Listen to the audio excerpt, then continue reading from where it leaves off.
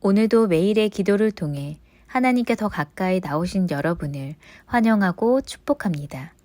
오늘도 주님과 동행하는 하루 되시기 바랍니다. 주님과 친밀한 교제를 갖는 시간 되시길 기도합니다. 오늘 주님께서 우리에게 주신 말씀은 사무엘하 8장 15절부터 18절의 말씀입니다. 함께 교독하며 나가겠습니다. 제가 먼저 읽겠습니다. 다윗이 온 이스라엘을 다스려 다윗이 모든 백성에게 정의와 공의를 행할세. 수리아의 아들 요압은 군사령관이 되고 아이올렛 아들은 여호사관이 되고 아히두메 아들 사독과 아달은 아들 아비멜렉은 제사장이 되고 스라야는 서기관이 되고 함께 읽겠습니다. 여호와다의 아들 분야는 그렛 사람과 블렛 사람을 관할하고 다윗의 아들들은 대신들이 되니라. 아멘. 어제부터 시작하여 양육하는 교회라는 주제를 통해 말씀을 나누고 있습니다. 오늘은 어제에 이어 양육하는 교회 두 번째 시간이 될 것이죠. 함께 본문으로 들어가겠습니다. 다윗이 통치하고 있었던 이스라엘은 이스라엘 역사상 가장 빛이 났던 순간이라고 칭함을 받고 있습니다. 그 나라를 다스린 다윗도 역대 왕 중 가장 위대한 왕이라고 칭송을 받고 있죠. 그렇다면 다윗은 어떻게 그 이스라엘을 위대한 나라로 양육시킬 수 있었을까요? 오늘은 다윗의 나라가 성장할 수 있었던 이유와 그 방법을 살펴보고자 합니다. 그리고 그 방법을 아는 것으로 끝나는 것이 아닌 우리의 교회, 우리의 가정에서 사용하기를 원합니다. 여러분께 부탁드리며 나아갑니다. 오늘 나누게 될 이스라엘의 성장이 될 수 있었던 다윗의 양육 방법 세 가지를 기억하셔서 이스라엘의 눈부신 성장을 우리 교회, 우리 가정에도 임하기를 기대하고 소망합니다. 자, 그렇다면 이스라엘의 눈부신 성장을 할 수 있었던 다윗의 양육 방법 첫 번째를 살펴보기 위해서 15절 현대인의 성경으로 함께 읽어 나가겠습니다. 다윗은 이스라엘 전역을 다스리며 모든 백성을 위해 언제나 공정하고 옳은 일을 하였다. 아멘. 성경은 다윗이 이스라엘을 다스리는데 언제나 공정하고 옳은 일을 하였다라고 성경 기록하고 있습니다. 다윗은 이스라엘 백성들에게 공정하고 옳은 일을 하세요라고 말하는 것이 아니라 옳은 일을 하세요라고 시킨 것이 아니라 자신이 직접 옳은 뒷모습을 보여준 것이죠. 자신의 왕이 그런 뒷모습을 보여주니 백성들 또한 공정하고 옳은 행동을 할 수밖에 없었을 것입니다. 따라서 공정하고 옳은 백성들의 모습들이 쌓여서 좋은 나라, 공정한 나라가 되었을 것이고 그 나라는 성장할 수밖에 없었을 것이죠. 이스라엘이 성장할 수밖에 없었던 것은 올바르고 공정한 다윗의 뒷모습이 있었기 때문입니다. 이것이 오늘 우리에게 주시는 첫 번째 메시지이자 우리의 가정과 교회를 양육하는 첫 번째 방법은 뒷모습으로 양육을 해야 한다라는 것입니다. 성서에서는 자신을 가르치고 끝난 것이 아니라 말하고 끝난 것이 아니라 뒷모습으로 양육한 인물이 있습니다. 바로 예수님이시죠. 어떠한 뒷모습을 그는 보여주셨습니까? 그는 제자들의 발을 씻기시며 낮아짐을 보여주셨습니다. 또 그는 새벽부터 기도하심으로 제자들에게 기도의 자세를 알려주십니다. 그리고 그는 십자가에 먼저 지심으로 십자가의 길을 우리에게 알려주시죠. 만약 예수님께서 제자들에게 너희는 좀 낮아져야 돼. 내 발 좀 씻겨라. 라던가 기도는 하지 않으시면서 너희 다 새벽에서 기도하고 와라. 나는 좀 잘게. 라고 하셨으면 예수님의 모든 가르침은 모두 의미가 없었을 것입니다. 하지만 초대교회가 부흥하고 2000년이 지난 지금도 우리가 예수님을 닮고자 하는 이유는 직접 발을 씻기는 그 뒷모습이 있었고 피곤함을 이끌며 기도 자리에 나가는 그 뒷모습이 있었고 십자가에 직접 달리셨던 그 뒷모습이 있었기 때문입니다. 우리에게도 그 예수님의 뒷모습이 다윗의 뒷모습이 있기를 원합니다. 우리의 가정과 교회를 세워나갈 때 시키는 것은 쉽지만 보여주는 것은 참 어려울 것입니다. 알려주는 것은 쉽지만 그대로 사는 것은 너무나 어려울 테죠. 하지만 우리가 먼저 보여줄 때 그들이 안 보는 것 같이 보여도 다 보고 따라올 것입니다.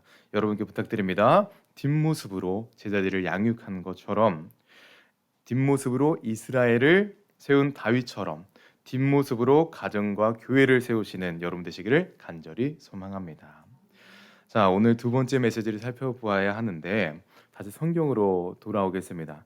오늘 16절부터 18절을 함께 읽어 나갔는데 그 내용을 보게 되면 다윗의 양육관을 함께 볼 수가 있습니다.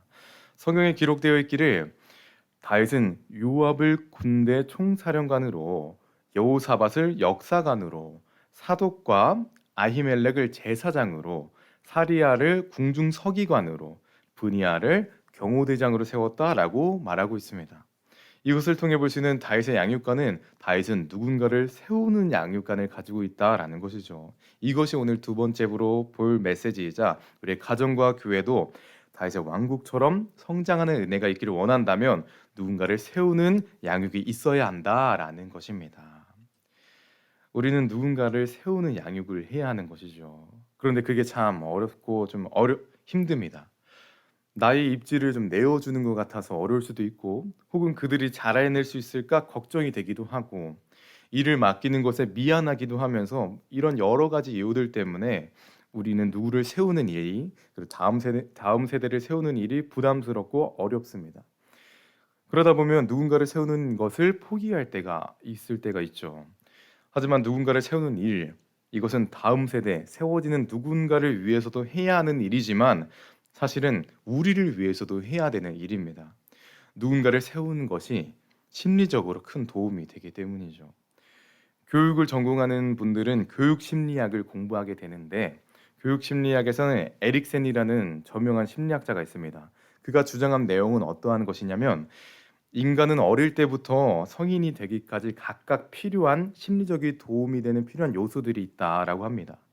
아이는 태어나서 학교에 들어가기까지 양육자의 사랑을 받아야지 심리적으로 도움이 되고, 학교를 들어가서부터는 유능감을 심어줘야지 심리적으로 도움이 되고, 청소년 때는 공동체에 대한 충성심이 그들에게 도움이 되고, 성인이 되어서는 사랑을 경험하는 것이 심리적인 도움이 된다고 합니다. 그리고 40세 이상부터는 어떤 것이 심리적으로 도움이 되냐? 나 말고 누군가를 가르칠 때, 내가 누군가의 멘토가 될 때, 그리고 누군가를 세울 때 삶의 이유를 찾게 되고 삶의 질이 향상된다고 심리학자들은 말합니다. 누군가를 세운다는 것은 다음 세대만을 위한 것이 아니라 우리를 위한 것인 것이죠. 여러분, 우리의 가정에서 또 교회에서 누군가를 세우는 일에 힘쓰기를 소망합니다. 우리가 누군가를 양육하고 세울 때 다음 세대들은 자라날 것이고 우리는 또 다른 행복을 경험하게 될 것입니다. 여러분께 부탁드립니다. 다윗이 다음 세대를 세우며 이스라엘을 양육한 것 같이 세우심으로 가정과 교회를 양육하신 여러분 되시기를 간절히 소망합니다. 마지막으로 세 번째 메시지를 살펴보기 위해서 15절을 다시 한번 읽기를 원합니다. 함께 읽어 나가겠습니다. 시작. 다윗이 온 이스라엘을 다스려 다윗이 모든 백성에게 정의와 공의를 행할세. 아멘. 저희가 처음에 행하다라는 초점을 가지고 15절을 봤습니다. 이번에는 다윗은 그렇다면 어떤 것을 행했을까요? 성경에 기록된 다윗은 공과 의를 행했다라고 하는데, 공은 히브리어로 미시바트라고 하며 공정한 재판을 의미합니다. 그리고 의는 히브리어로 체다카라고 하며 하나님의 율법, 하나님의 말씀을 의미하죠. 두 용어는 다윗이 재판을 하는데 율법을 따라 재판을 했다라는 것이죠. 즉 다윗은 하나님의 율법, 하나님의 말씀을 기반으로 백성을 다스렸다라는 것입니다. 이것이 오늘 세 번째로 볼 메시지이자 우리가 가정에서, 교회에서 양육할 때 꼭 기억해야 되는 것은 말씀을 기반으로 양육을 해야 한다라는 것입니다. 다윗은 말씀을 통해 이스라엘을 다스렸습니다. 자신의 생각이나 자신의 의지를 그들에게 주입한 것이 아니라 율법, 말씀을 기반으로 재판하고 다스렸던 것입니다. 그렇다면 질문이 생깁니다. 어떻게 다윗은 말씀을 기반하여 다스렸을까라는 질문이죠. 왕까지 되고 이제 자신을 따르는 사람들이 이렇게 많아졌는데 자신의 생각을 주입해서 다스릴 수 있었을 것입니다. 그게 좀 더 편할 수도 있었겠죠. 하지만 다윗은 말씀을 기반으로 이스라엘을 다스립니다. 그 이유는 바로 다윗에겐 나는 아무것도 아니다라는 고백이 마음속 깊이 있었기 때문입니다. 골리앗 앞에 섰을 때 나는 아무것도 아니지만 만군의 주 여호와가 내 곁에 있다라는 그 고백이, 사울의 핍박을 통해 도망자의 인생을 살며 고백했던 자신의 무력함에 대한 고백이 다윗에겐 뿌리 깊게 박혀 있었기 때문에 자신의 생각으로 다스린 것이 아니라 하나님의 말씀을 기반으로 백성을 다스린 것입니다. 우리가 가정을 그리고 교회를 양육할 때 다윗의 나는 아무것도 아닙니다라는 마음이 고백이 우리에게도 있기를 소망합니다. 우리가 가르침의 주인이 되고 우리가 가르침의 주가 되고 우리의 생각으로 양육한다면 그것은 사교 모임으로 끝날 것이고 교제가 아닌 것으로 끝날 것입니다. 교회가 아니라 그냥 모임으로 끝나게 될 것입니다. 진정한 교회, 진정한 교제가 되기 위해서는 나는 아무것도 아니다라는 마음으로 나의 생각을 제한하고 오직 말씀을 기반으로 양육을 해야 하는 것이죠. 여러분께 이 시간 부탁하며 나가겠습니다. 나는 아무것도 아닙니다라는 고백과 함께 말씀으로 이스라엘을 다스린 다윗과 같이 우리의 교회와 가정도 오직 말씀을 기반으로 양육하셔서 성장하는 은혜, 성숙되는 은혜를 경험하신 여러분 되시기를 간절히 소망합니다. 말씀을 정리하겠습니다. 어제부터 시작하여 우리는 이스라엘을 다스리는 이스라엘을 양육하는 다윗의 모습을 보았습니다. 한 왕국을 거대하게 세우는 위대한 왕의 이야기를 함께 보았죠. 하지만 그 이야기가 끝에 도달했을 때는 왕국을 세웠던 것은 사실 다윗이 아니라 하나님이시며 하나님의 말씀이었다는 것을 우리는 확인했습니다. 이스라엘을 세운 것은 다윗이 아니라 하나님이셨다라는 것은 우리는 성경을 통해 볼 수 있는 것이죠. 우리의 교회를 또는 가정을 양육할 때 고민이 많을 것입니다. 어떻게 해야지 이 아이를 잘 양육할 수 있을까? 어떻게 해야지 교회가 부흥될 수 있을까? 우리는 그 고민과 문제 앞에 놓이게 됩니다. 우리가 그 문제 앞에 놓이게 된다면 이제는 고개를 들어 하나님 품으로 파고들기를 소망합니다. 먼저 말씀의 자리에 서고 먼저 기도의 자리에 들어 우리가 하려는 것이 아닌 내가 하려는 것이 아닌 하나님께서 하시기를 기대하며 나아갑시다. 나는 아무것도 아닙니다라는 고백과 함께 주님 품으로 파고든다면 다윗을 통해 이스라엘을 세운 것처럼 우리의 가정과 교회에서도 일하실 하나님을 보게 될 것입니다. 이 시간 마지막으로 선언하고 선포하겠습니다. 내가 아닌 하나님께서 양육하심을 소망하십시오. 함께 기도하기 원합니다. 우리가 처음 고백했던 찬양의 가사는 우리가 눈을 들어 주님을 볼 때 주님께서 일하신다라고 고백합니다. 이 고백이 우리의 마음속 깊은 고백이 되기 원합니다. 우리의 시선이 고민의 대상인 자녀나 학생이 아니라 사라져가는 다음 세대가 아니라 오직 하나님께 집중되어 하나님께서 양육하시고 하나님께서 세우시는 교회와 가정이 되기를 소망하며 이 시간 함께 기도하며 나가겠습니다. 오 주님, 우리의 시선을 주님께 드리기 원합니다. 하나님께서 기르시고 하나님께서 세우시고 하나님께서 가르치시는 그 믿음의 순간 가운데 거하기 원합니다. 주님, 우리는 문제를 바라보며 사라지는 그 믿음의 세대 가운데 어떻게 해야 되지 고민이 있고 어떻게 하지 대화만 하는 우리의 모습이 있었음을 고백합니다. 하지만 이제는 주님께 마음을 돌리며 나가겠사오니 주님께서 기르시고 주님께서 양육하시는 시간이 되게 하여 주시옵소서. 오 주님, 오늘도 함께 하실 거라 믿습니다. 주님, 오늘도 우리 가운데 함께 하실 거라 믿습니다. 주님, 말씀 가운데 가는 믿음의 사람 되게 하여 주시고 말씀을 기반을 통해 가르치는 믿음의 순간을 되게 하여 주셔서 우리가 하는 것이 아닌 오직 주님께서 말씀하시는, 우리가 하는 것이 아닌 오직 주님께서 이끄시는 우리의 가정과 교회가 되게 하여 주시옵소서. 오 주님, 함께 하실 거라 믿습니다. 오 주님, 말씀하실 거라 믿습니다. 주님, 은혜도 하실 주님의 사랑 가운데 거하는 믿음의 순간들, 주님께서 말씀하시는 그 믿음의 순간이 되게 하여 주시옵소서. 오 주님, 기대합니다. 주님, 함께 하실 거라 믿습니다. 살아계신 하나님 아버지, 오늘도 예배 자리에 불러주심에 감사드립니다. 특별히 오늘 3월을 마무리하는 시간을 갖게 됩니다. 3월을 마무리하는 오늘 주님과 가까운 한 달이 되었는지 돌아보게 하시고, 만약 주님과 함께하지 못했던 한 달이었다면 다가오는 고난주간의 시간을 통해 더욱더 주님을 묵상하고 주님을 사랑하는 시간이 되게 하여 주시옵소서. 또한 오늘 우리의 시선을 위해 기도합니다. 가정과 교회의 문제 가운데 시선을 두는 인생이 아니라 오직 하나님께 시선을 두며 우리의 가정과 그리고 교회에 살아 역사하시는 그 오늘의 은혜를 부어 주시옵소서. 오늘도 간절히 기도하며 나아갑니다. 함께 하실 예수님의 이름으로 기도합니다. 함께 주기도문으로 예배 마치겠습니다. 하늘에 계신 우리 아버지요, 이름이 거룩 귀여김을 받으시오며 나라가 임하오시며 뜻이 하늘에서 이루어진 것 같이 땅에서도 이루어지이다. 오늘 우리에게 일용할 양식을 주옵시고 우리가 우리에게 죄진 죄를 사하여 준 것 같이 우리 죄를 사하여 주옵시고 우리를 시험에 들게 하지 마옵시고 다만 악에서 구하시옵소서. 나라와 권세와 영광이 아버지께 영원히 있사옵나이다. 아멘. 첫 번째, 길이 되시는 하나님께 오늘 하루를 드리며 시작하는 사순절 되게 하소서.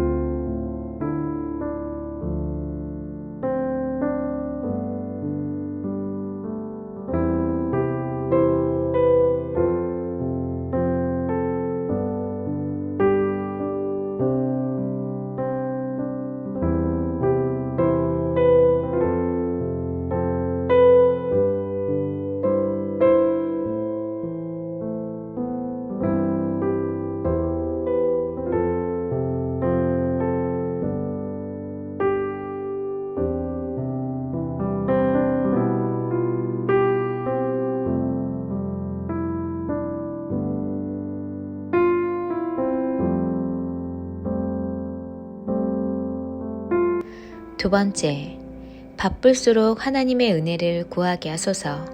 순간순간 기도하며 맡은 일에 최선을 다하는 하루 되게 하소서.